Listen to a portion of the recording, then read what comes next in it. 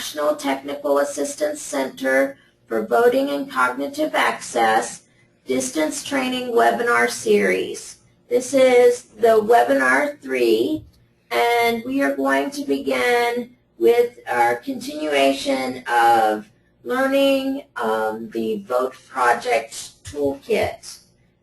We are on topic 8, and Nancy, are you ready? Yes, I am. Thank you, Teresa.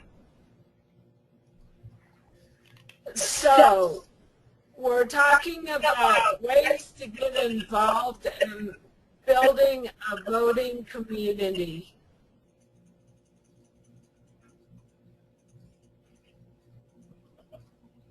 And as we've talked about before in the previous topics, these are the different things that you'll need. The clock to tell you time, the markers, the flip chart, the computer, the laptop. Next slide, please.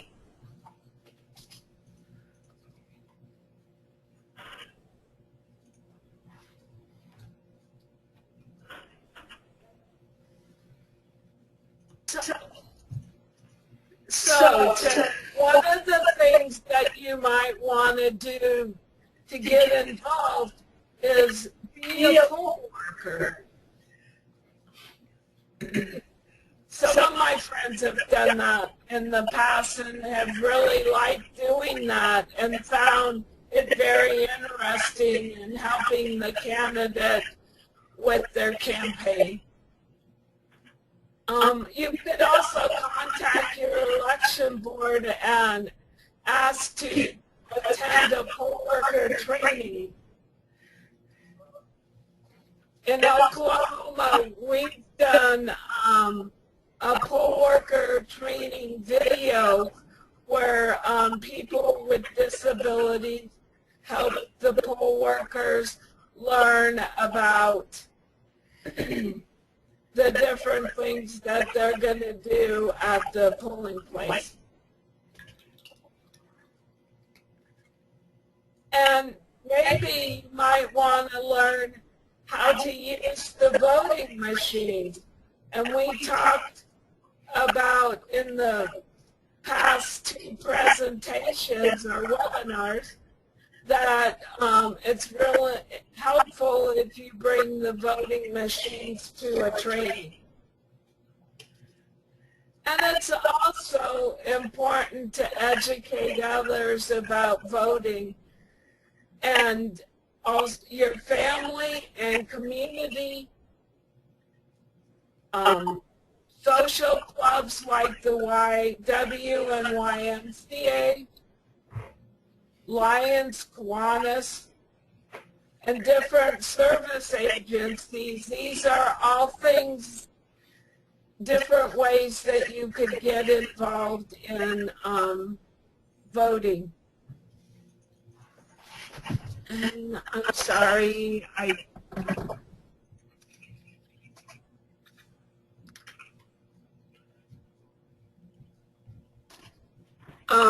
can you go to the next one, please? Okay, I can see it now. Thank you. Let's talk about building relationships with other community members and how we'll raise their awareness of issues that concern all of us. So, for example, you might want to have the League of Women Voters come and talk to your People First group and help the members learn about voting, but also help educate the poll workers about how to work with people with disabilities. It also could be that you want to build a community, so get people from the community like we talked about doing the YW and YMCA. It doesn't always have to be a disability organization. It can be anybody from your community, and that helps people get involved in their community and to feel a part of their community.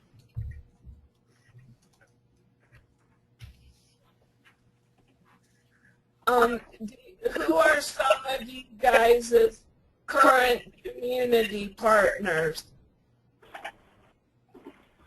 That might be a question that you would want to ask in the training. And this can be made state specific.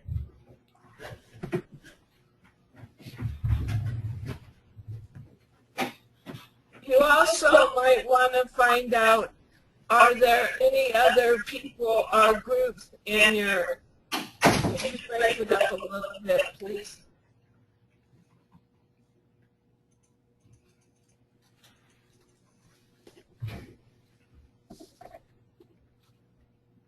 In your community who work on voting.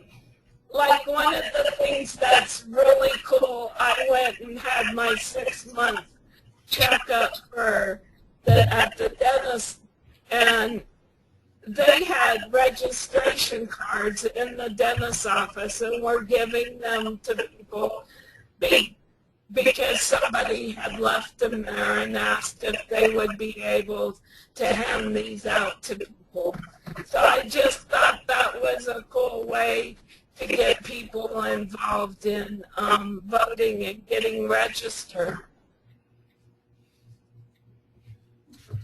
Another thing you might want to know about is some ways you can work together with these groups. So, for example, in Oklahoma, one of the things that we do is we do the voter training with our P&A, and we helped educate our chapters about voting so that when they go to the polling place, because one of the things that's difficult about Oklahoma is 80% of the people who have a disability have guardians. And so one of the things that we're working on with our chapters is to help them understand about maybe having limited guardianship or different ways that they could vote. The next slide, please.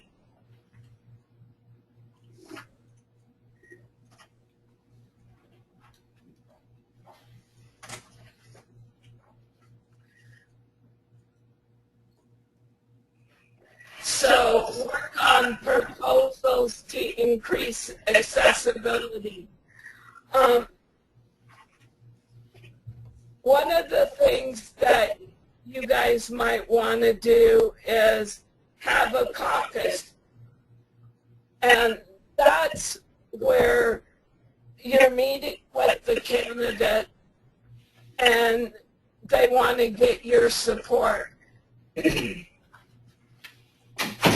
And you can also get more information on the issue.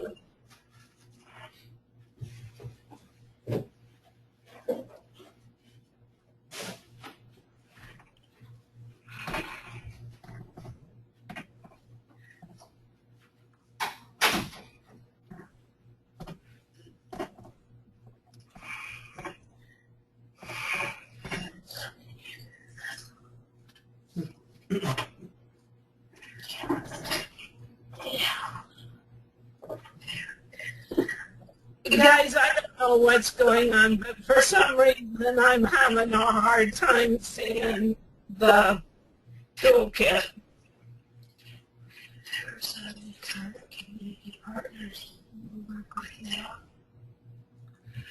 So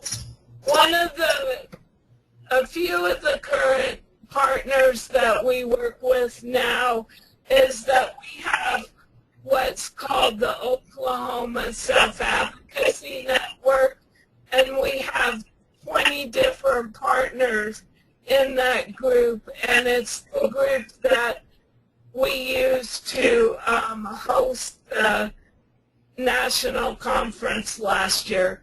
But we're trying to come up with different ways to keep that organization together so that we can still partner with our different community organizations.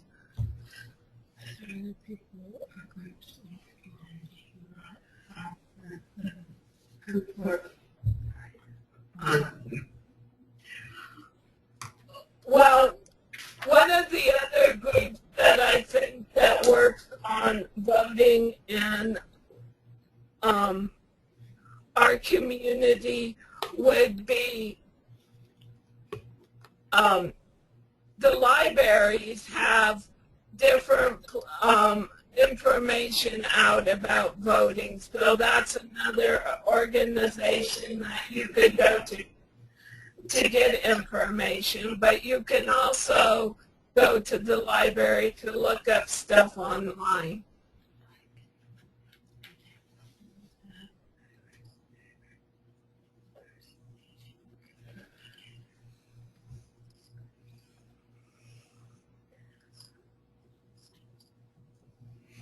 So some of the ways that we work together in Oakland is that right now we're working on different committees that affect people with disabilities, and one of the groups is working on accessing for voting. So that would be an example. Can I have the next one, please?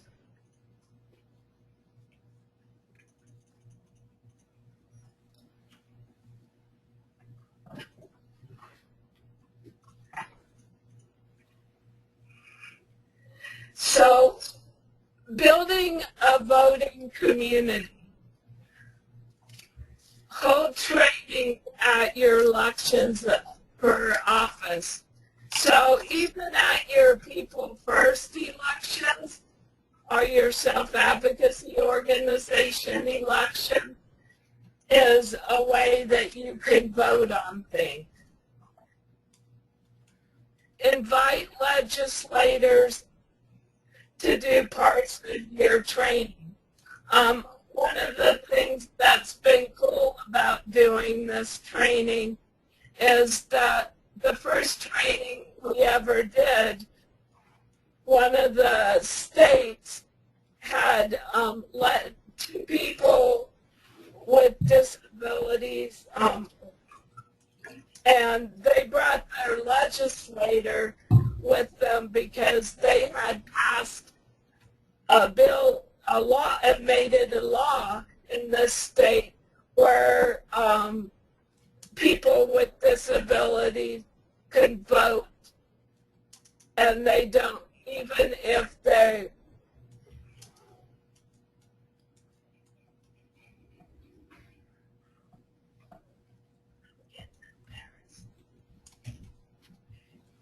even if they're found, even if people say that they're incompetent, they have a law that says that, you know, that has to be proven.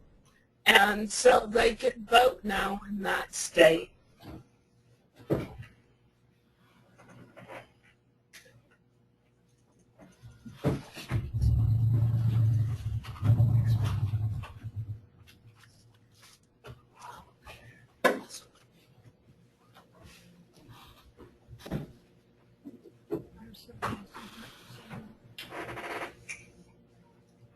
And that's the one we just did.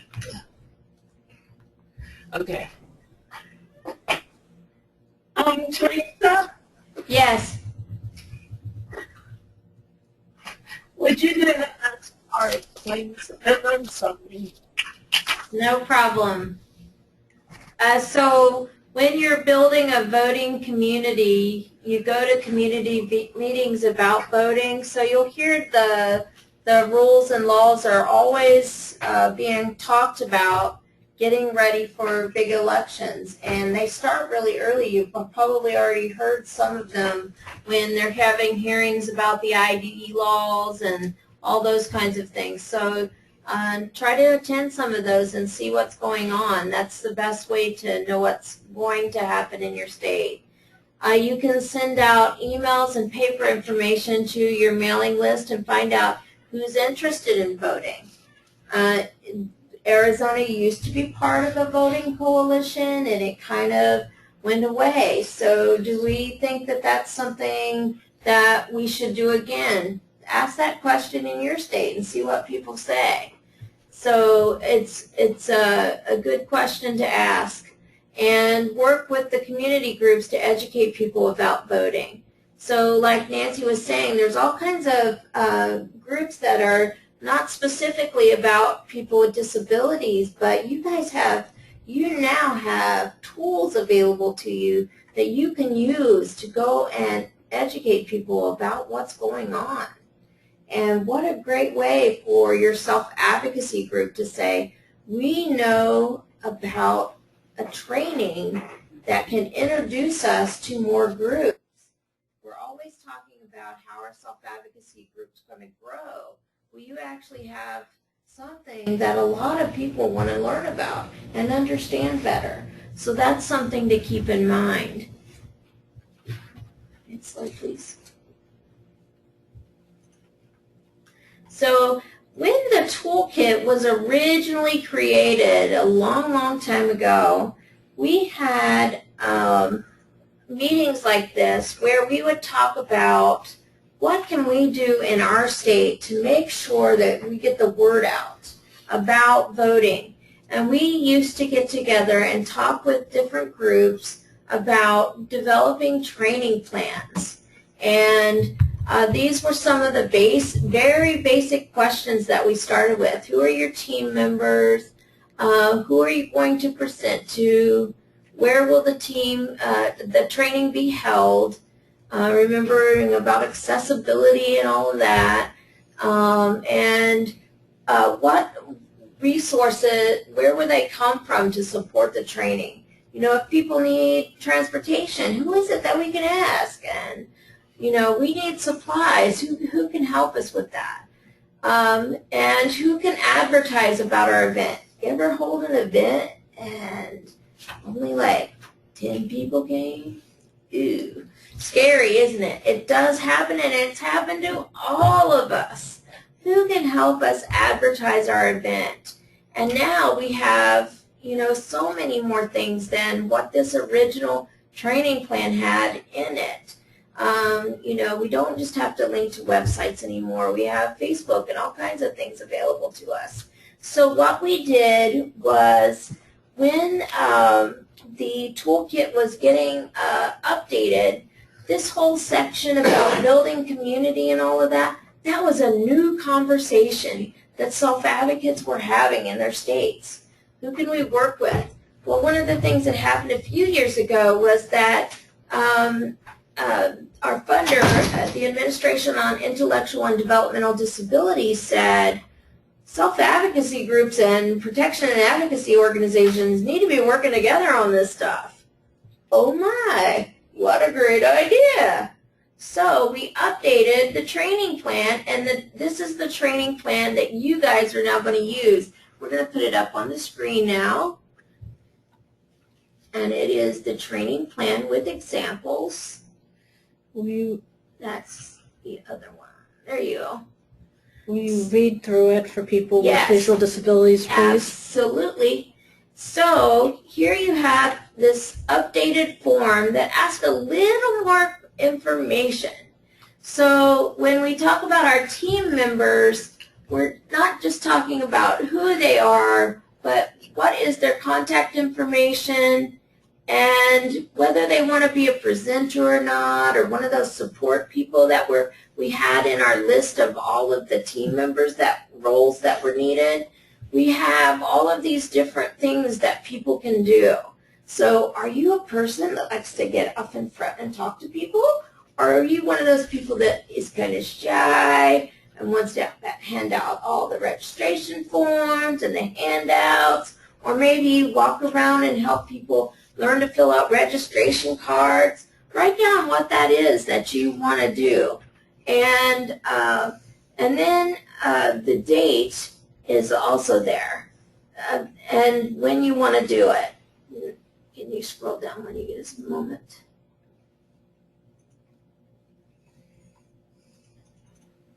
And then the next thing was who will be trained, and who do you plan to present to? An example would be, do you want to present to self-advocacy groups, or a board, or group leader groups, or coalition groups? You have an open field here. We put no restrictions on this. But this example says People First of Chicago. That's an example. But you also, in case that doesn't work out, maybe your schedules just don't jive, have a second backup that you're going to also be talking to. So we have that for you on the form to help you kind of think of your ideas. And then you're going to call the location for the training a week before and make sure the room is ready for your training. Will participants need help with transportation? Who can help us with that? Is it individuals with disabilities and they need help with transportation to get there? Who can help? Who is responsible for what? So just reviewing that with the place. You have to figure out, are they helping with the food? Are you doing the food? If there's going to be snacks, or who, is there going to be access to a copy machine if you want to do something like that? Or do you need to bring all of your copies with you of your evaluation forms that you would never, ever, ever forget, right? So you need to just know who's going to be responsible for what and what's going to be available to you at the site to use. And you want to use your existing checklist that's in the Project Vote Toolkit, the Vote Project Toolkit. And then here is that list of what some of the roles are. And, if they're wanting to advertise for you, who's going to do which part of the advertising? Advertising is so important. You can't rely on just one group to take care of that for you. And when is it going to be done? That's the other piece. Oh, we said we were going to do it, but shoot, when is it going to be done? We always forget that part. And the resources. Where's that support going to come from for the training? Like I said, snacks and materials. Who has the PowerPoint projector, the LCD? Who has that? Is the location going to have that? Or are you bringing your own? Oh my goodness. You thought they would have one? Not a good enough answer. You got to make sure they're going to have one. Or you make sure you have your own. So to expand the potential of the group that you'll partner with, ask those community partners to help you share the expenses of the training, or consider using a regular group meeting or time to have self-advocates extend their time even. So you could have, say, the self-advocacy group meets for an hour usually. Maybe you could ask them, hey, how about a special event? Let's tack on 2 hours. We'll bring snacks, and then you've got an event. And so you need to consider about different things. And here we have our example, very, very important. Who's going to bring the water? Yep, you got to have water at every event you do. You think, no, you don't like water, but a lot of people do. So that's one of the things. And then who's going to print out all of those certificates? If you're going to do certificates. Now we consider certificate level training to be when the group is going to get all of the training. That's when you do a 2-day event and you want to get a certificate, because that says you are a vote project person who could be a potential trainer is when you do the 2 days. So when we do that, we want a certificate. We want to certify those people that are going to be in our states that we can call as trainers. And so that's why we want to make sure, is this a training that we want to do that? Do we need a movement of trained, certified trainers to go and do this training? Or are we just going to do one single meeting and event? And so this is one of the things that we have to think about. How many self-advocates will attend? How many self-advocates attended the training? So you've got to know, who's going to come and help you be part of your team. When you do registration especially, you want to make sure you have enough volunteers that know your registration forms that can help people, because that is one of the most time-intensive things. Next to showing people how to use the machine, showing people how to register is one of the most time-intensive things. If you want to do that, you need to have more volunteers. And you might need more P&A staff to help you with any questions that people have. So it's really important that the information that the trainers give is accurate information. Absolutely. We want to make sure that you guys are well prepared. So those volunteers that you're doing that registration form with, they need to know exactly what's on there and be able to answer basic questions. And if they don't know the answer, they don't pretend. They must raise their hand and say, we've got a question and I don't know the answer to it. And that's okay. You've got your help there. So, and when we look back at our voting events, that we kind of look and say, okay, what worked, what didn't work. We need that information to help us make sure that the next group gets more preparation. Scroll down, please. And, we got to be honest, what didn't work? Uh-oh, the room was too narrow. Nobody could get out to go to the bathroom. That's a problem. So is that a good place for us to go? Probably not. So what did we learn? Basically is what not went well is what did we learn. And were there any comments that people told you that a lot of times people will say things, but they won't write it down. So you won't get it on your evaluation. So we need somebody that's that good observer, good listener, kind of hears people say stuff. Like, we got examples, you'll get examples of what experiences people have had, but they won't write it down on a form or something like that. So if people are experiencing things when they go to the polls, you are the best person to help us gather that information. What did people say while they were there? And so the next steps would be any training dates, and so making sure that when evaluations and stuff are due and when reports are due and need to be completed. But you might actually be able to go to a group and say, this is something we know how to do. How about some funding? Yeah. Our organizations are struggling with funding, but if we partner with different groups that we haven't even thought to ask yet, sometimes that really helps. Go ahead and go down. I think that's it.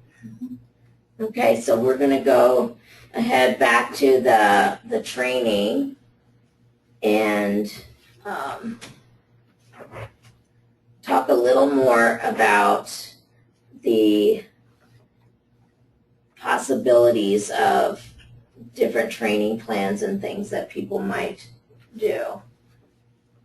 A question for you. Yes, Robin. Go ahead. I printed off all the material, so just covered was, I didn't have a really good, so you're going to on the computers. Yes. Okay, thank you.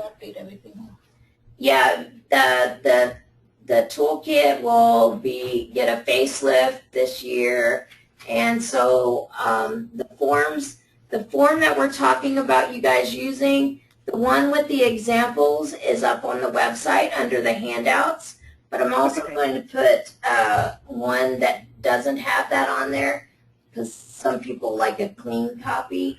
So we're going to have both of them up there, and I just finished cleaning that up. So we have that available, and it'll be up there very soon.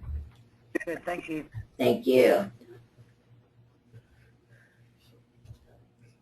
So when you're doing your training, you will just ask other people, do you feel ready to train and things like that? You'll see those kinds of questions there. And so just be aware that the topic 9 was added in also to make sure that we were ready to work with PNAs and they were ready to work with us. Some people before Project Vote had never worked or collaborated before with their protection and advocacy or their self-advocacy group. So one of the things about this was before we looked at it, we didn't find a lot of people experiencing working together. And so Teresa, it's Nancy, and could I share an example? sure, go ahead. Okay, when we were doing the vote training in Oklahoma, one of our advisors and I went and talked to our PNA and presented the vote training to our PNA, and they really liked it. And what we do now is that they provide the food and the transportation for us, but the self-advocates do the training. And so that's an example of how the PNA and a self-advocacy organization can work together. And in fact, now I work at our PNA.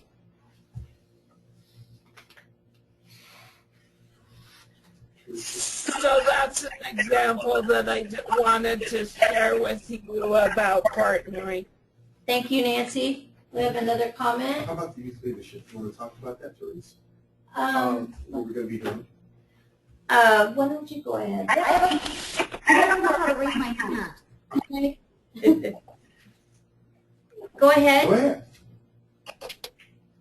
Are you talking to me? Yes. Is that you, Virginia? Yeah, I'm sorry. I don't know how to raise my hand. That's okay. Just speak up. That's all right. Okay, I just wanted to add a word of caution. I really like these ideas. They're great. It's really, everyone is worthy of pursuing. There was one, I wanted to add one bit of caution though on the one about working with a legislator to deliver training. That you would need to be really careful if you're a nonprofit organization to avoid any appearance of partisanship. So if you have, you know, for example, if you were doing a training, was identified with the Republican Party or the Democratic Party,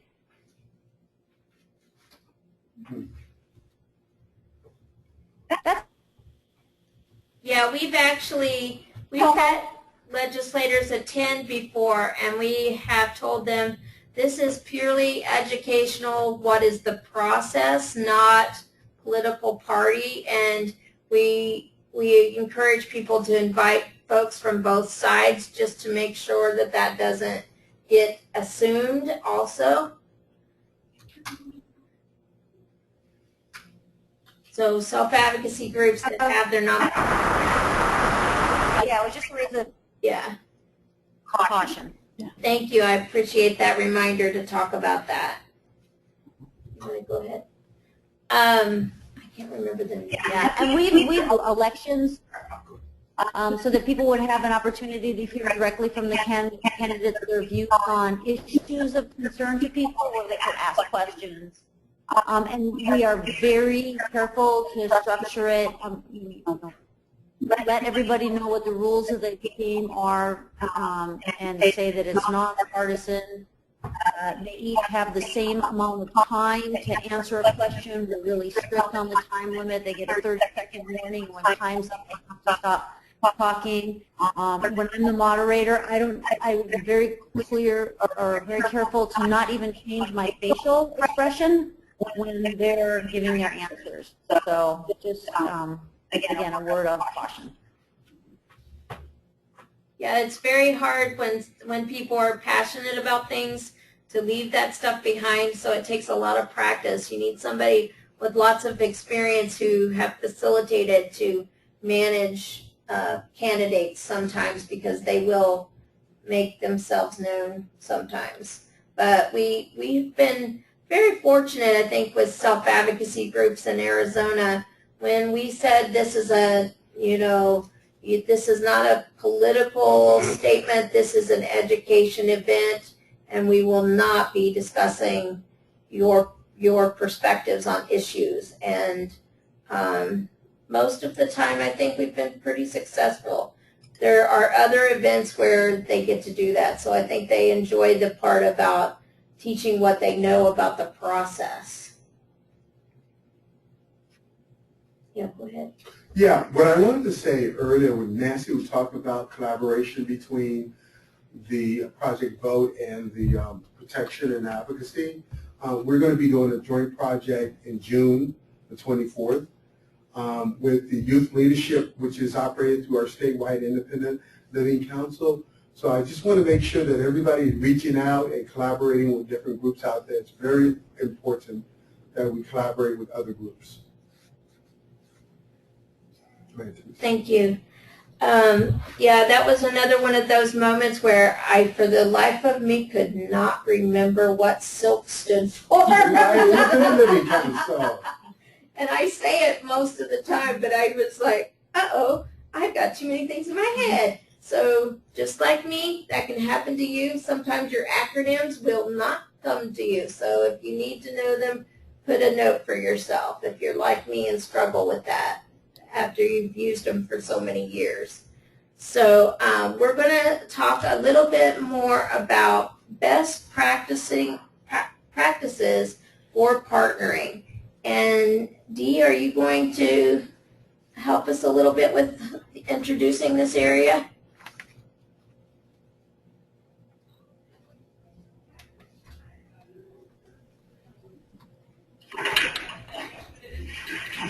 Yes, I will. Sorry, we were muted. That's okay. Things you do for this topic and needs of the topics. And then again, you're going to need the cloth, the paper, tape, the computer,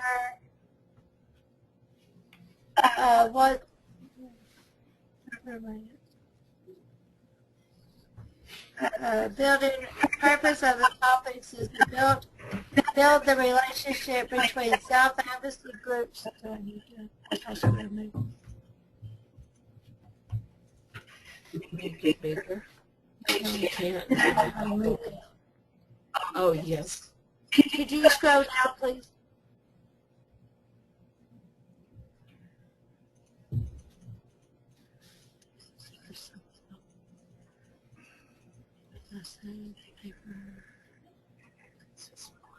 Keep going. A little more, please.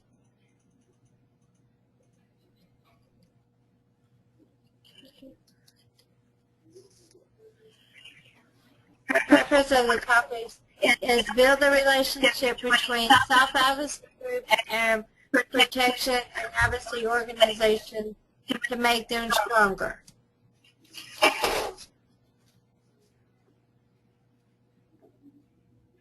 Talk about the support you need to build partnerships. Show examples of equal partnership and share best practices of how organizations can successfully work together.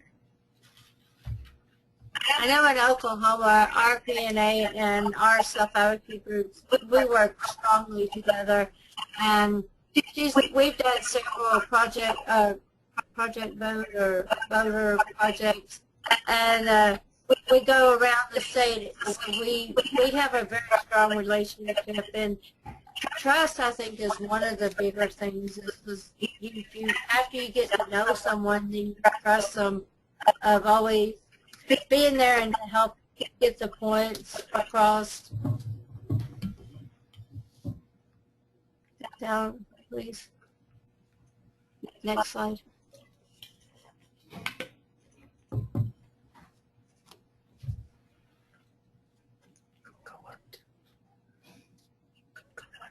Just a little farther where I can see the blue, please.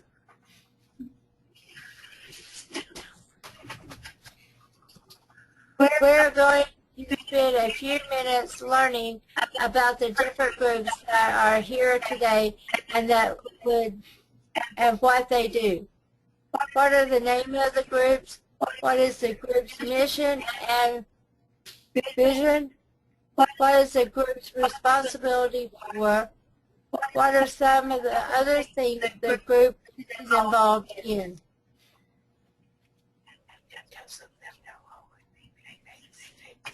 And this all can be state specific. And you guys will probably remember we did that when you guys first started the webinar series, just as an example to show you that we do use what we are teaching you and how it works. So you guys did this activity, and I thought it was really helpful for us to hear from everyone. So we can move on to the next one.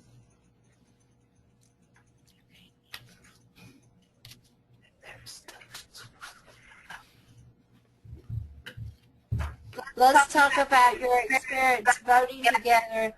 Now, we will capture the information on the big paper. What things are you working on together now? That's a state specific. Let's talk about your opinion of what's working with the partnership, what some examples of you were successful with, all is state specific. Let's talk about your opinion, what is not going so good with your partnerships. Why do you think that things are not working? Next, let's talk about opportunities for you to work together.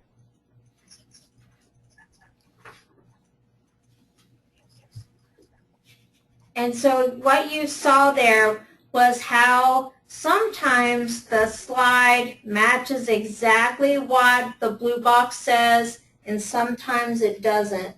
So you will need to prepare and practice with your team, because sometimes they are exactly the same and sometimes they're a little different. Sometimes the blue box explains a little more what the information is that you're after on the slide. So, but that one was pretty right on, and we wanted you to have that example. And so the next slide.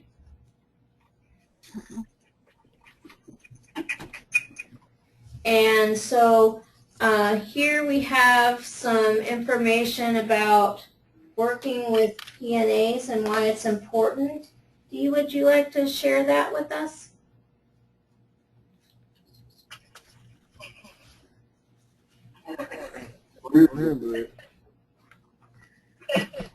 Teresa, I'm going to do that one.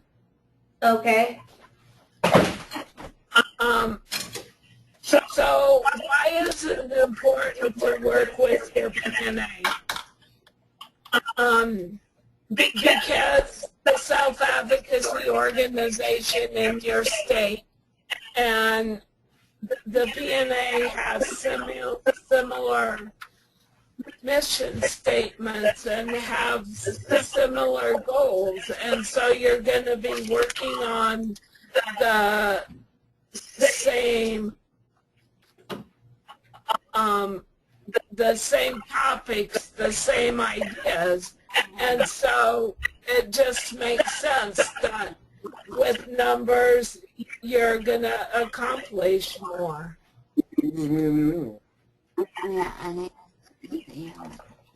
And then what you can also do by showing the partnership is that you can gain credibility, both organizations, because people will see that you're working together and that you want a partner. And then for the collaboration, it's important to do this because there's a lot of people in this country, and all of us should be voting who are over 18 and can vote. So, you know, they need all different kinds of organizations to help people with that. And that's why we partner together. You know, because some people might be blind, or some people might have, their disability might be that they're deaf. So there's all different ways that you could partner together. So the next one, please.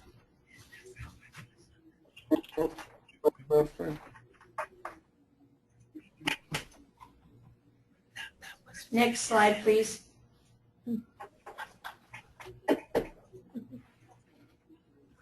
And I'll go ahead and do this one. There are very similar things to what the P&A does, but there's one on here that I really like, because sometimes the P&A can't do stuff that the self-advocates can. And so we can speak up when they can't, when it's not okay for them to talk. And that was one of the things, is that we can talk about things sometimes that the P&A can't.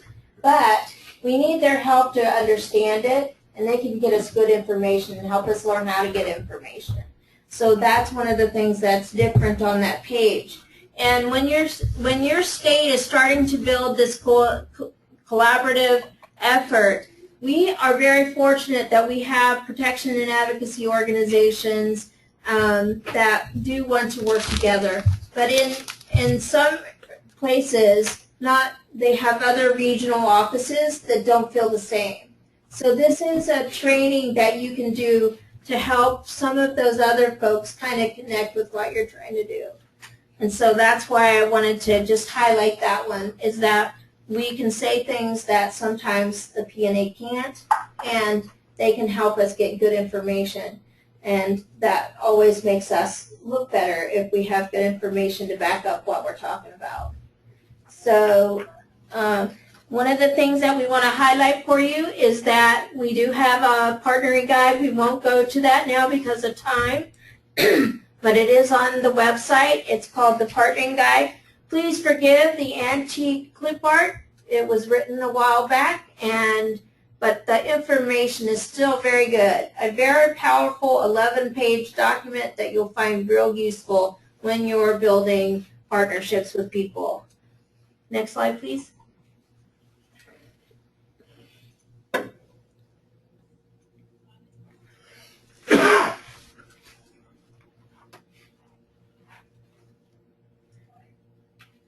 So, growing your relationship. Dee, would you like to share that with us, or would you like some help with that?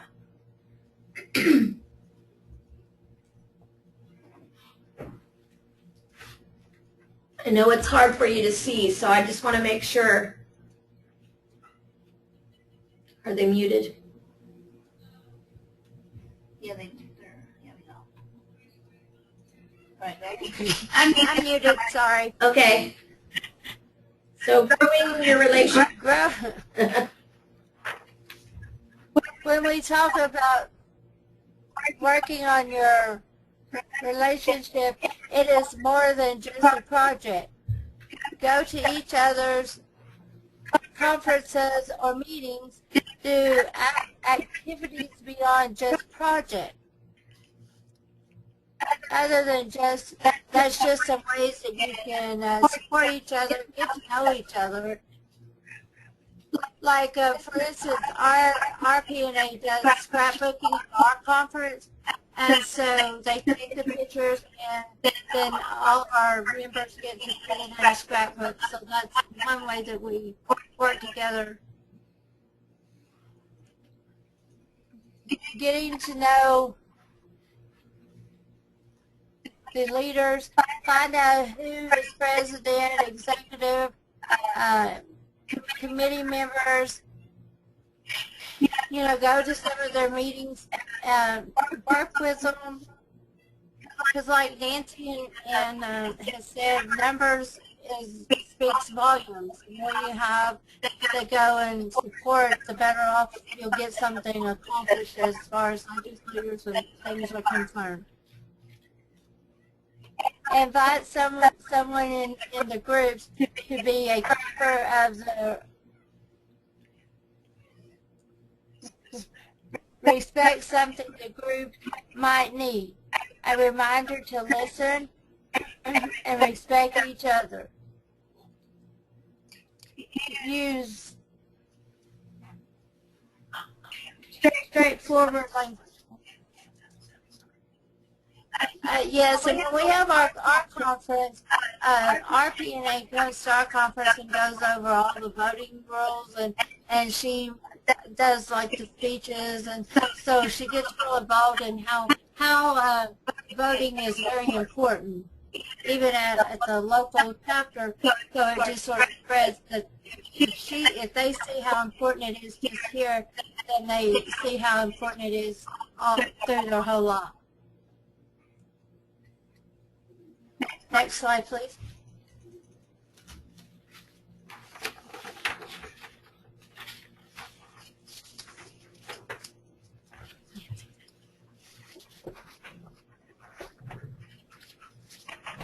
So making a formal agreement.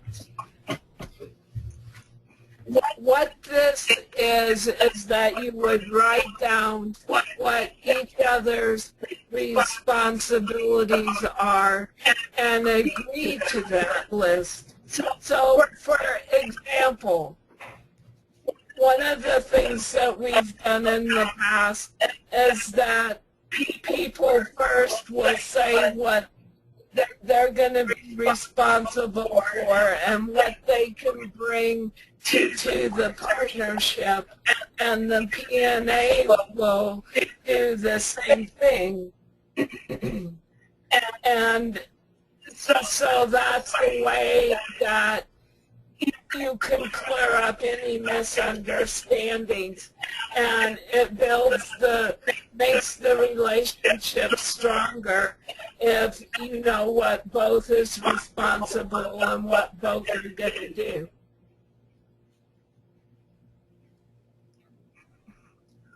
One of the things that's really important is to not make assumptions. Be clear with each other. One time, people first was applying for a grant. We have to be funded every year, and I didn't understand that people first was supposed to write this. Nobody explained that to me. So you only know what you know, and if you don't, and if you have never done this in the past, then you need to make sure that you understand everything. And so one of the things that we've done is that we'll repeat what each other are saying. For example, like, is this what you said? Is this what you meant? So that there isn't any confusion in what's being said.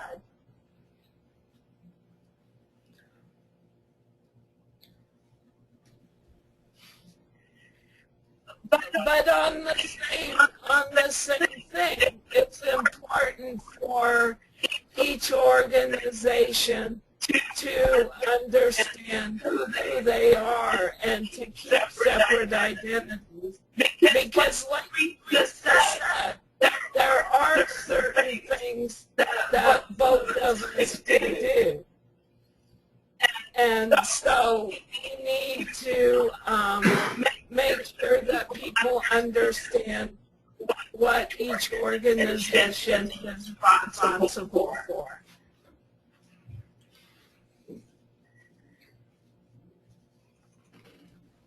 And that way you're able to accomplish what you set out to do. So the next slide, please. So building your partnership over time. As you can see, there's lots of steps involved to making sure that there's a respect relationship going on and that you understand how each other's organizations work. You know how my group might need a whole month to make a decision because it has to be made by the whole group, not just by a few people. That sometimes happens to self-advocacy groups. Depends on how you work. If your executive committee has power, then you might be able to get an answer in a week, but other times, maybe not. So we need to understand how each other's groups work, and it does take time, and it does take building respect for each other and understanding how each other's work, where you get your funding from, and all those kinds of things, that when we make a commitment, we're only making a commitment and agreement for this issue only, because on other things, we might disagree. And that is something that has bumped noses with some other groups before. When you're partner for this issue only at this time. So make sure that everybody understands what you're agreeing to. Yes, we might work really well together, but we might have a different opinion on something. And so being able to know that over time, being able to have respect for each other, being able to listen to each other, you value the contributions that everyone brings to the table, and sometimes when I say things, maybe it doesn't make sense right now to you, but I have the right to say it, and maybe later it'll make sense when it connects back up in your mind what I'm trying to say. So sometimes I struggle with that. Sometimes I do forward-backward speaking, and it's confusing, and so maybe later it'll make sense to you, but you still got to respect it, right? You got to be able to listen to each other and understand that we all come into it with an honesty and an openness to try to make it work. And so we have to understand each other's cultures. Like I was saying, the way that we do business might be different from each other.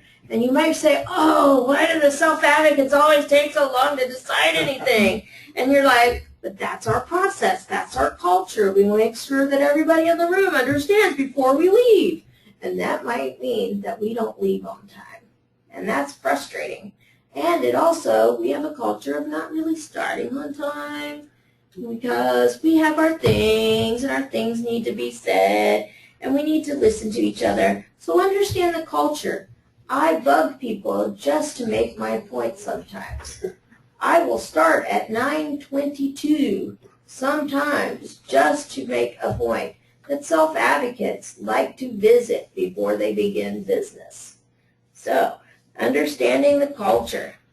And so we need to know that about each other. And if your organization has lots and lots of structure, then the self-advocates need to be made aware of it. Don't just assume that we know that your 9 o'clock is 9 o'clock, because we really don't operate that way. So, just to be aware, sometimes you have to know these things and think about them. And remember that sometimes when we disagree on stuff, we've got to still respect each other.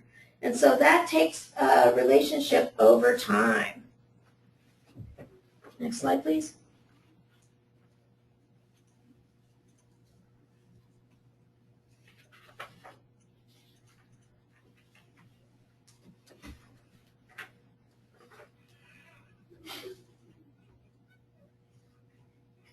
Would you like to talk to us about help each other build bridges?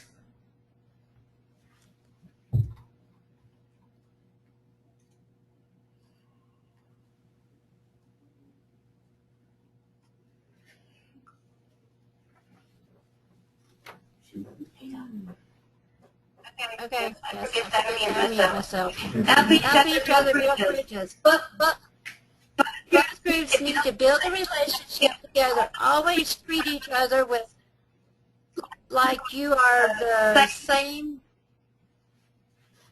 team.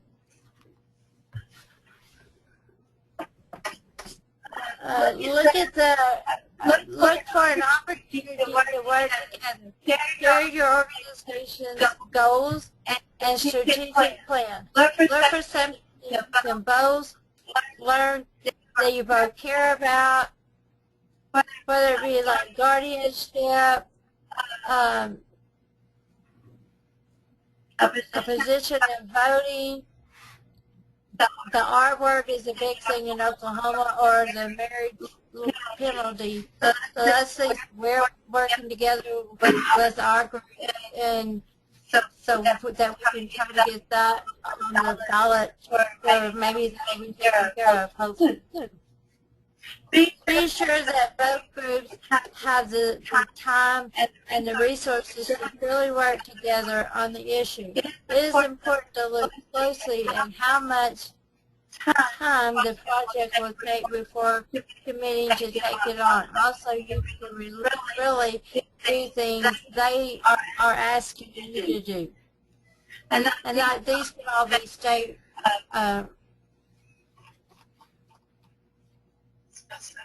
specific. Sorry, I just went blank.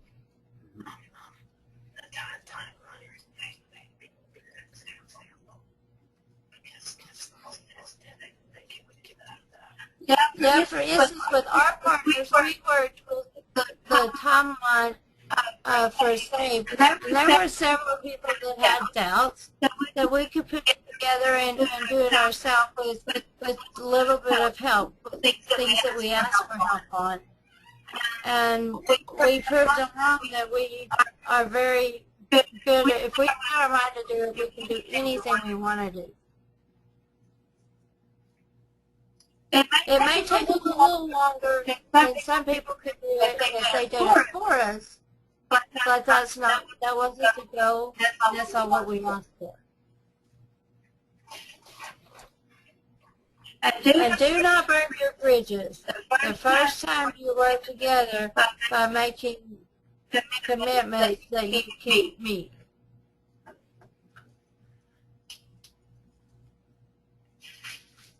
And on this, there is some people that are just harder to work with.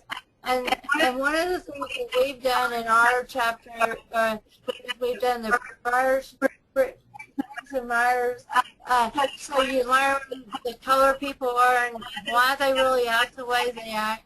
So you get to learn their personality more. So that sometimes helps. Next slide, please.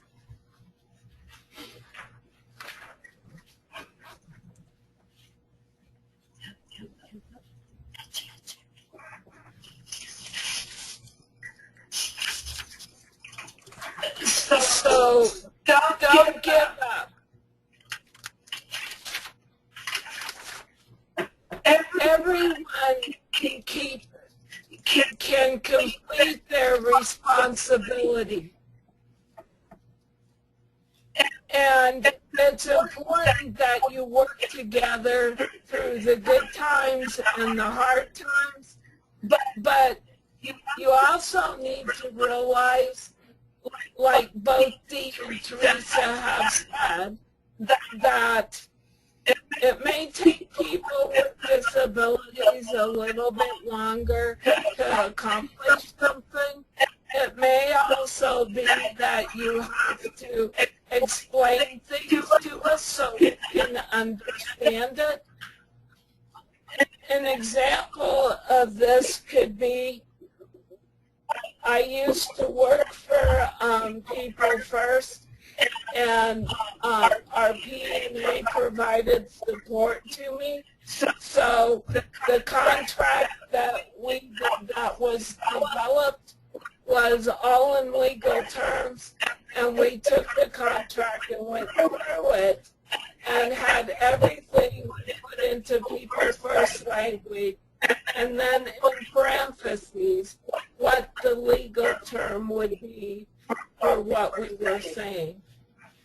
So that could be an example of how never giving up can accomplish the end goal. So we have shared a lot of information with you about building strong partnerships. Now we would like to go back to and add new ideas for what's working and what's not working, so that you guys have the opportunity to share with us.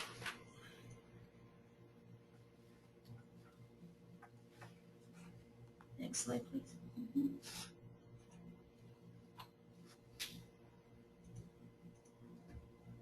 So again, this is a way that you can do this process with a group. And this is a slide that has some instructions on it to help you do a small group activity. And we're encouraging you. This actually works with pretty much any 2 groups of people or more. If you want to have a process and you're like, how do we learn to work together? We need to have this honest conversation. So these tools are in here for you to use if you would like to use them. And it will help you with just about any situation that you have run into where groups are not working as well as they could be. And so this is just a tool for you to use, and it is there. It tells you about making sure that you talk about the good things, the bad things, the obstacles, and I like the word solutions. I am what you call a problem solver. And when you say solutions, I like that part. And I know that there's usually a few other people in the room like me, and we like to get things done. So next slide, please. So you will ask these questions again.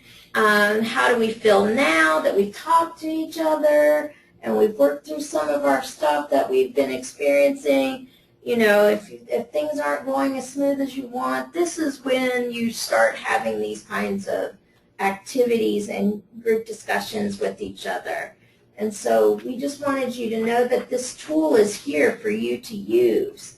And this building partnerships is very, very important. And, you know, there's all kinds of steps in the blue boxes. Go to the next slide, please. But we want you to know that this is here, and it's there if you need it. And we're going to talk about evaluation now.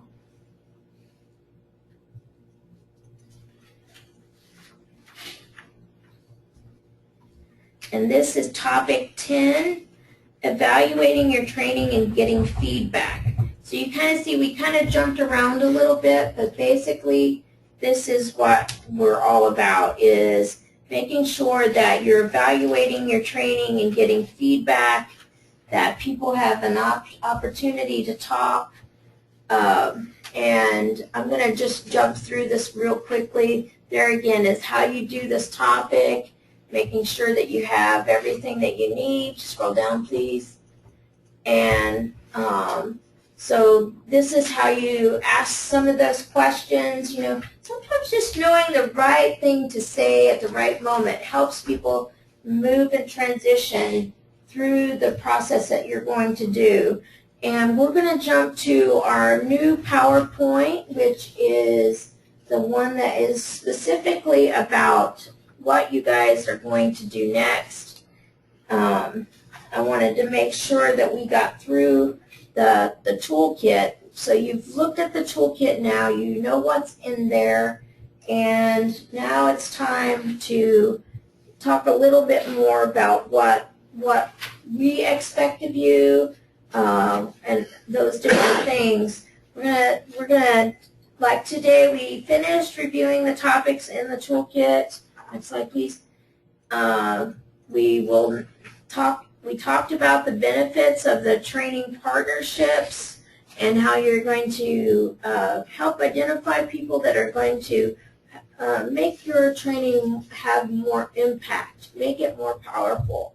And so it'll be you and the P&A, if you're a self-advocacy group, the P&A and the self-advocacy group, but there are many more people that you could reach out to. We learned that in Arizona, it is our statewide independent living council. And they are going to be one of our partners to help us work with youth. So that is a very powerful relationship that we're going to build. And we're also going to tell you now about the timeline for your planning and your training and evaluation and reporting, what that timeline looks like for you, and some of the technical assistance that the Vote project staff is going to be able to provide you now. Next slide. So I'm going to tell you a little bit more about the benefits for having the P&A partnership, and it is going to strengthen and build relationships with voters with DD through the self-advocacy groups. We're going to talk about it, aren't we? We're not going to be quiet about what we've been doing. Mm-hmm. No more quiet. No more, I'm doing that, and oh, I didn't tell anybody I was doing that. Oh, I should probably talk about what I'm doing. Okay, well, that's a good idea. I think I'll do that, Teresa. Well, and you're going to share with voters, with DD, and what they're saying about their experiences. With election officials, we're not just going to say it, we're going to do something about it, because now we have the tools. And we're going to share the hotline that our P&As have. And we're going to look for future priorities. Remember, we're a part of the Administration on Intellectual and Developmental Disabilities. They are at the federal level. They are looking for us to find out information and what are the problems that people are still running into. And they want to know. So we are going to place information on our P&A's website. That would be an option that we have. We're going to share partnership outcomes at conferences. What about a vote training at conferences? I know I've been to some at the national level, but what about the local and state level? Are we in the conferences that can make an impact on people's lives? And we're going to put these activities in our Help America Vote Act and P&A reports.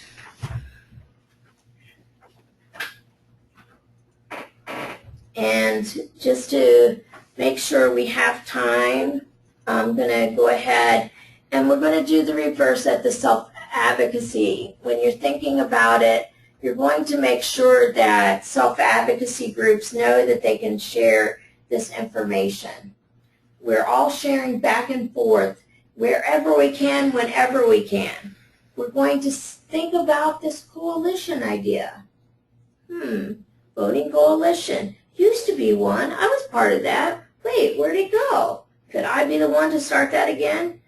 And make sure that if we have Facebook pages, we need to let each other, everybody that we know that voting is one of our things that we're excited about. And again, partnership in some of these conferences that each other knows about. So, and we're going to talk about how these relationships are helping us with our grants and things. Just put it in there. Can't hurt.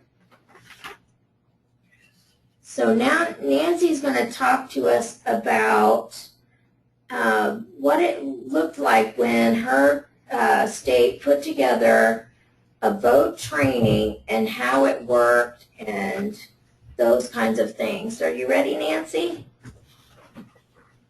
Thank you, Teresa. Well, as I explained before, how we went and talked to the BNA, and we worked out a relationship and a partnership of how we were going to work together. What the idea is that we would do the vote training in a community and get everybody all excited, because voting is one of your basic rights.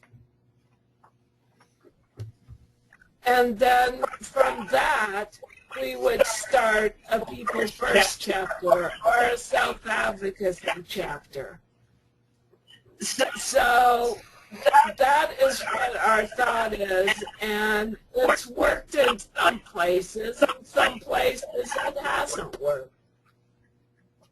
But we're really excited about being able to work together and explore different avenues where we can work together. Do you want to add anything to that, Dee? No. Thank you. No. Okay. So that would be one example.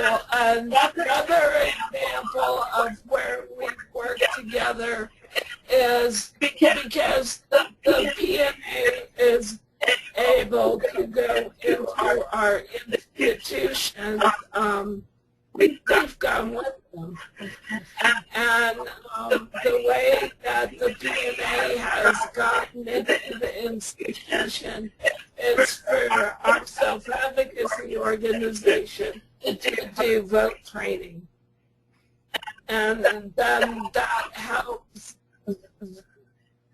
through us talking about the partnership.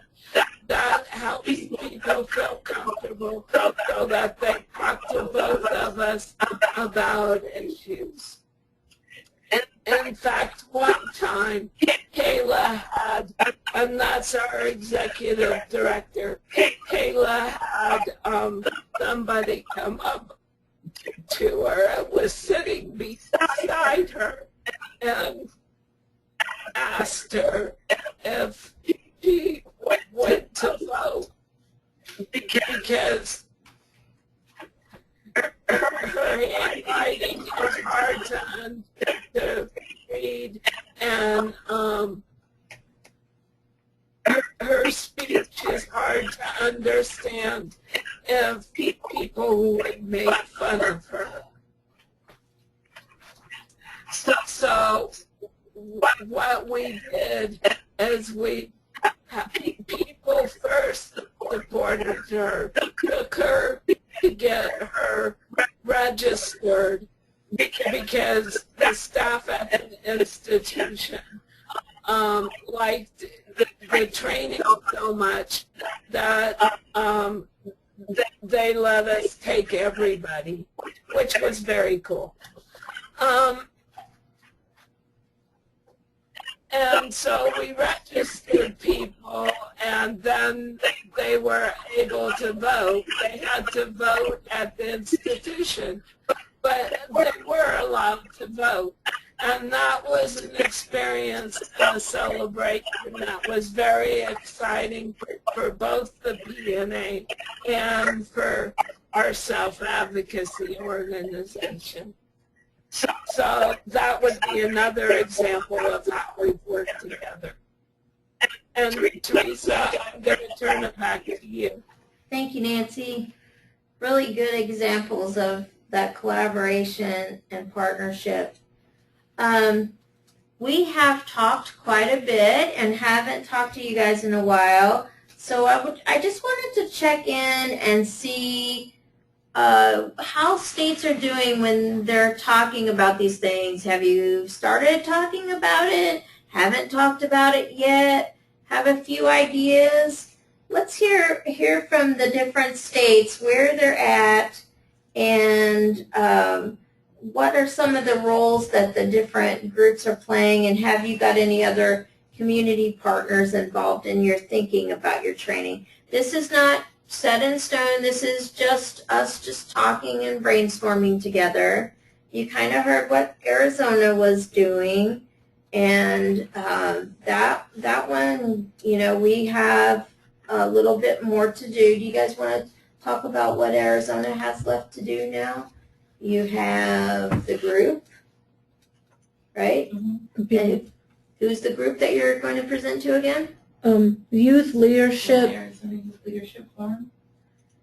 And With the statewide independent living council. good. And do you have an idea of when that's going to happen? June 24th. Yeah. 24th? Yeah, 24th. I think it's at 9 in the morning. Okay. So you guys have a formula pretty well started. What do you got left to do? Plan our slides and what we're going. We have to assign who's going to do what and say what. Good. So you're in the process. You Mhm. want to add anything? Something really. Okay. So that's where Arizona is at. How about Alabama? Have you guys started working together on figuring out what you want to do? Actually, on Thursday, this is Robin. On Thursday, we have a meeting with people from the schools. And we have our plan. I'm not supposed to reveal it yet because we haven't met with first yet. But Susan Ellis is here, a couple of other people. And we do have our plan. We know exactly what it is, but it hasn't discussed 100%. We haven't agreed on it, what we're going to do. There's a grant that is out there. It's called the DD Count on Young Emerging Leaders. And what we hope is to publish a website or a publication and allow those young emerging leaders here in Alabama to actually go out and try the training. That's awesome. Is that good? Yes, this is Courtney Gore, and yeah, I'll be one that will be meeting with Robin on Thursday. Great. Thank you. And what about Florida? How far are you guys with your planning?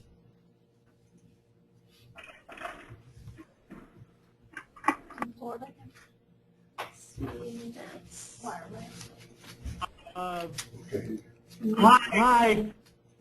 Hi, this is Mr. Chapman. We are in the process of planning on training right now. It will most likely be in a rural community like Panama City. Shortly it will be which is under access. I'm gonna say I think my team agrees that it will be sometime in June. That's the goal, and we are really looking forward to the training. Thank you, Richard. How about in Maryland? How are things going?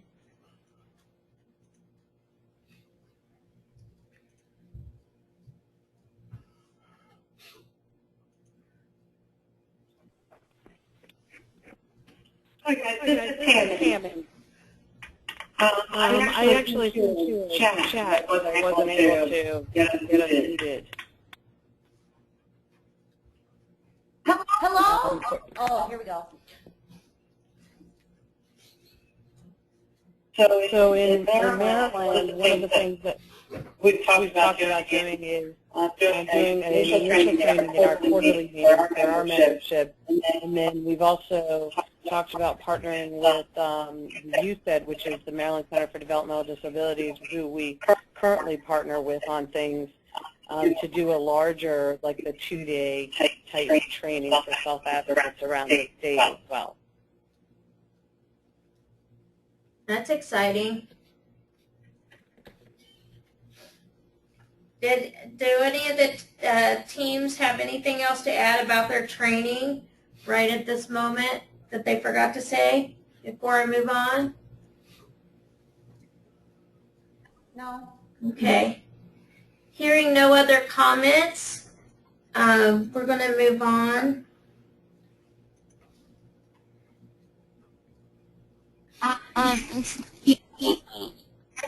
Anymore. I have a really good question. Sure. Earlier you mentioned a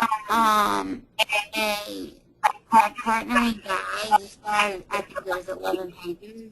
Yes. Where on the page is that?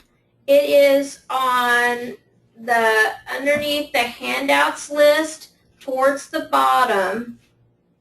Okay, so it's under the tool. It's in the toolkit box, you know, that collection of things we have? Yes. It's in there. It's under the handouts list towards the bottom. Okay, thank you. I'm sorry. Let us know what you think. Okay. All right, next slide.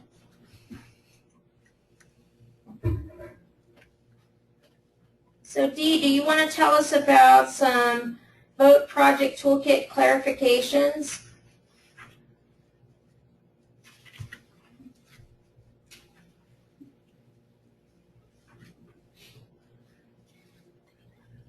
You might be muted. We can't hear you.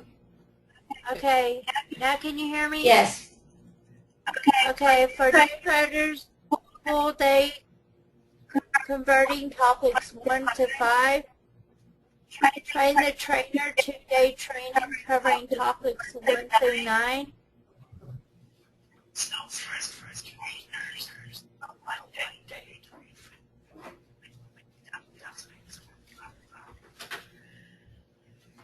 Okay, for new voters, a full day is topics 1 through 5. Okay. And then the Train the Trainers is a 2-day covering topics 1 through 9. Number of participants in the training 10 to 12. The training experienced self-advocates, P&A staff with voting and training others. 15 to 20 self-advocates with their own support people. Vote Project Training Toolkit must be presented by co-trainers, self-advocates, and P&A staff. If we find out you did it by yourself, we won't be as happy with you. That's the point. It's a partnership. Well, and the other thing is that you also don't get the money. Good point, Nancy. Ooh. That's a big one. Yeah. Let's talk about the timeline and evaluation. The next couple of slides are going to talk about some of the things that we're expecting from you. We expect that we're going to need a signed contract affirming your commitment and details to be able to release the funds to the self-advocacy group. So there will be a contract that you will sign just stating that you have a full commitment to this project. You will need to turn in a training plan draft by May the 31st. And you'll send that to me. And if I have any questions, I'll ask them to you immediately, but it'll go to our team. And we will see if there's any additional questions that we're not sure about. Maybe we don't understand something in the plan. And we would like to approve your plan before your event. If for some reason that's going to happen before May 31st, get in touch with me right away and we'll help you put things together, okay? But we definitely want it by May 31st. And Leanne Rolfe will be contacting you about the contract. That just clarifies for us how your financial process works with your self-advocacy group and that kind of stuff. We would like for you to complete the trainings between May 31st and July 31st. If it happens sooner, that's great, but it cannot happen any later. We need you to do it before July 31st. And we need you to turn in your report about that training no later than August 15th. You can turn it in sooner because we would like to look it over and make sure we don't have any questions about what you said or what you learned. That will just help us make sure that we're getting the most out of the report that we can. And just so you guys know, this fun about webinars is not over. You got one more. We tricked you on that one, didn't you? Yeah. Yeah. There's another one where you get to tell us, did this work? Does having these kinds of trainings really work? Did you have what you needed to know from the toolkit and from all of the items that are available to you? Did you get enough information and training from us as a team to be able to do the training and carry it out successfully? Or no, Teresa, sorry to tell you, didn't happen for us. Our group wasn't ready. We didn't know what to do. Yes. Can't see it. We have a question. Juliana's going to read it because I can't see that far. What if someone isn't able to make it from one of the groups? What then? You will have to reschedule because that is the point. It must be a self-advocate and a P&A person. That's right. That must be the combination. That is why we're doing it this way. We self-advocates have done training where they had questions that they couldn't answer because they were legal. And P&A, they need us because they need an audience. We help them, right? Mm-hmm. They need somebody to teach. That's what they're excited about when they come to work and stuff. They need an audience to teach. And we need to help them make sure that individuals with disabilities are there. And so we are at the combination that leads to success. But you need to make sure that both parties are going to be able to do that. Teresa, can I say something? Sure. I think this is where all over here is on the P&A. I think it's so important that we all there together because one of the things that's very important that when you're giving information about voting, it's very important that you give the accurate information out there. It's very, very important that you give accurate information.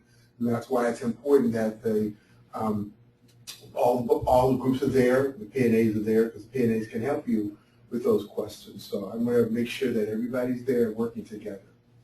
Yeah, and sometimes this happens too. Sometimes the legal way that you say things is hard to understand. So sometimes we help because we're really good at breaking things down so that people can use it in their lives. And so we're a very powerful combination. We really are when we work together. And so I think that's really the important thing is that, but I appreciate that question. I'm glad you asked it. Thank you so much. So we will be meeting about how did everything go for you? Was this a good way for people to get this information? Next slide, please. And now Nancy is going to tell us about the technical assistance that the Vote Project staff can offer.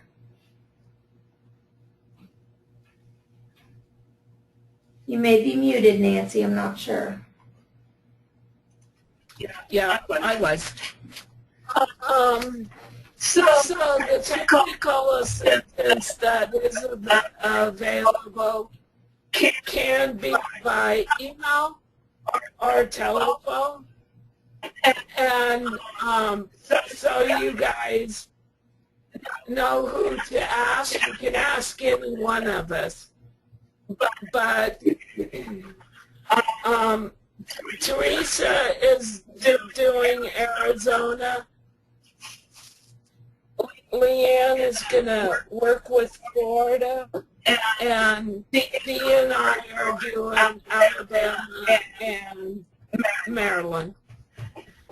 But feel free to ask any one of us, but if you want to go to somebody specific, then that's who you could go to.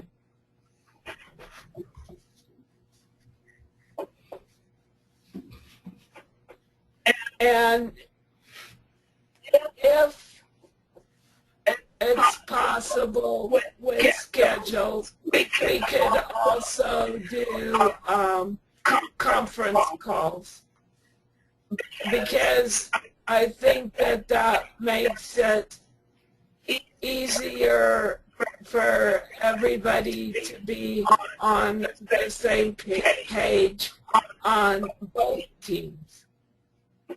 You know, us as well as the state team.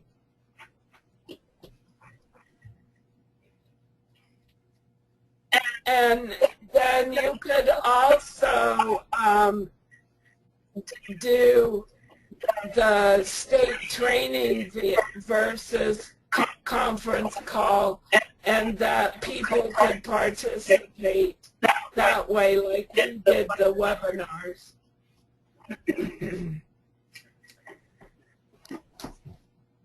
And to contact us, Project Vote staff can assist with state training evaluations and the state report on the Vote Project training.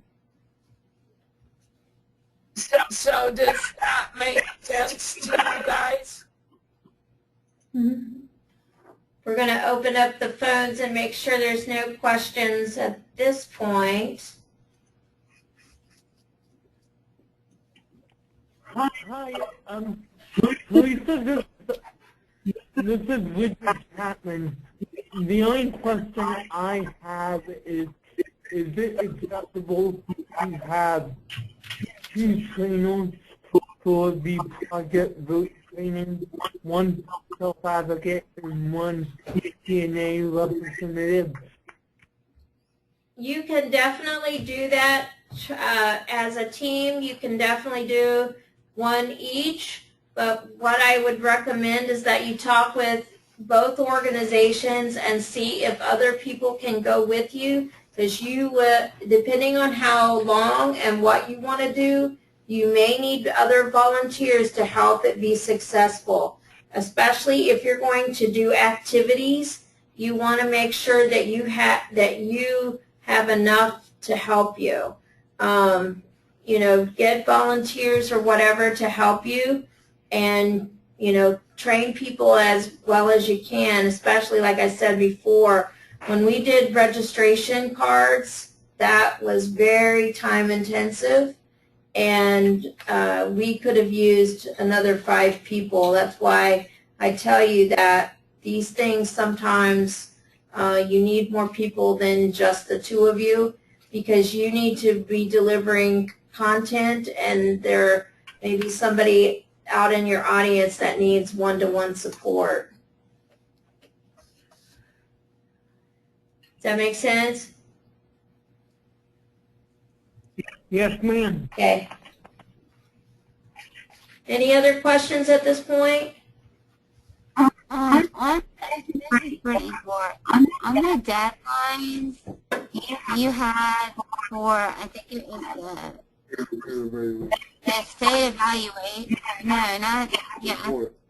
the state report, you had August 15th, 2014. Oh no! Type that. Okay, I thought so. But I figured it was a typo, but I just wanted to make sure. Thank you. I didn't catch it. Darn that humanness anyway. Messes me up every time. We will send out a corrected thing for you as soon as possible. Any other questions?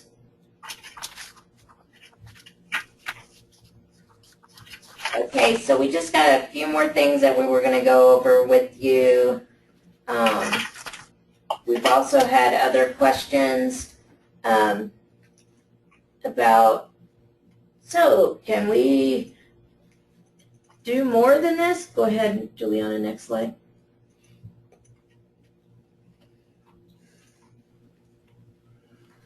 So can we do more boat project trainings in your state? You absolutely can do more. And we have seen self-advocacy organizations do a lot more with what they're getting, and it really inspires them. And I heard some of you are going to be doing the train the trainers, but the trainer to increase the trainers that you have available. You can definitely do that. We support that all the way. Just make sure that you complete what you have committed to first, or at least at the same time, so that you meet all of your deadlines, because it's not us that doesn't have the flexibility, it is our requirements to our funder. And so we do not want to look bad as a project, right? Because we want them to keep giving money for voting. Mm-hmm. This is so important, so very important. So, you know, just work with us. If you're starting to have difficulty, please get in contact with us before, you know, it's the last day and all of that. You know, plan ahead, you know, keep the commitments that you've agreed to. If you're starting to have problems, please get in touch with us so we can help you work through with it as a team. And you can add boat training information to your website. You can put a link for SAVE in there. We can help you figure that out. Report on issues. We want you to report them, of course, to your Secretary of State, election officials, and put them in your HAVA reports. But let us know, too, because that's, you know, if we all work on these things, we do see change happen. We see it all the time. Over the time period that the vote project has existed, we have made many, many changes. And a lot of it has to do with making sure that this kind of funding doesn't go away, that people are still having issues when they go to vote, and that it's too important. You need to still have people working on it. And I don't know that it'll ever stop being an issue, but we definitely want the commitment from our officials to keep things going. So we have to stay in contact with each other and say, hey, this is still going on. People are still not being treated correctly by the poll workers. What's that about, you know? So, you know, and make sure that you document all of your outcomes if you end up doing more trainings and things like that.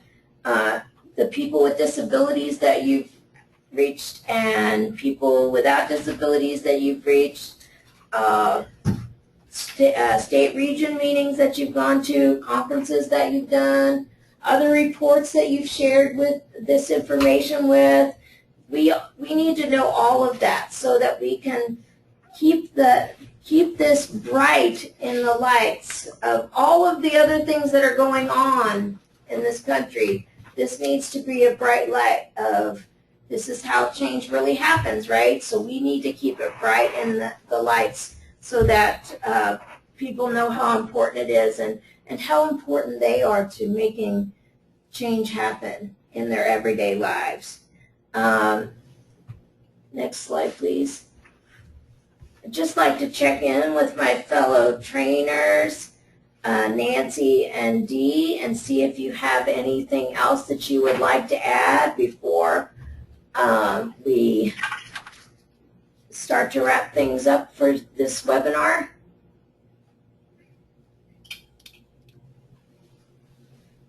You may be muted.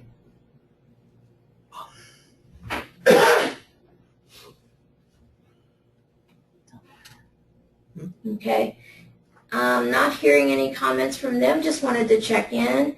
Again, this is our opportunity to ask questions because I bet you if you have a question, somebody else does. It's always the way it works. You're just smarter about asking questions than you know you are. So please ask questions if something's on your mind. Just go ahead. Go ahead. Nothing in Florida. Okay. And how about in Alabama? Do we have any questions about any of this? What's expected? Any of that? No. I don't think so. Robin, what do you think? I'm here. Do you think you have anything you need to ask? No. Okay. Okay. How about in Maryland? Here? Nothing from Samurai. Tiara. Okay. Arizona, any questions? Comments? Okay. I'm not hearing any questions or comments from the group. Just remember that you can talk to any of us on the Vote Project team. We'd be happy to work with you. We will be sending out, thank you, Brittany, for catching that typo. I will send out a corrected document with all of the dates together so that you can see them. And we will be in touch with you very, very soon.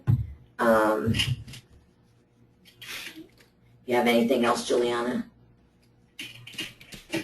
Nope, just the recordings will be up. The recordings will be on the Save front page. We're going to make them on the front page. And the recordings from these webinars will be on the front page of the Save website. Even though it's closed to other states, we're hoping, like I said, to get more funding to work with more states next year. And so we hope that everyone has enjoyed the webinars and has the information that they need to go out and do the trainings. If you run into any issues at all, please let us know, especially if we know that one video is not working on the website and we are still trying to get that fixed. But the other tools on there, I believe, are working. And so if you need anything else from us, please let us know. One more chance.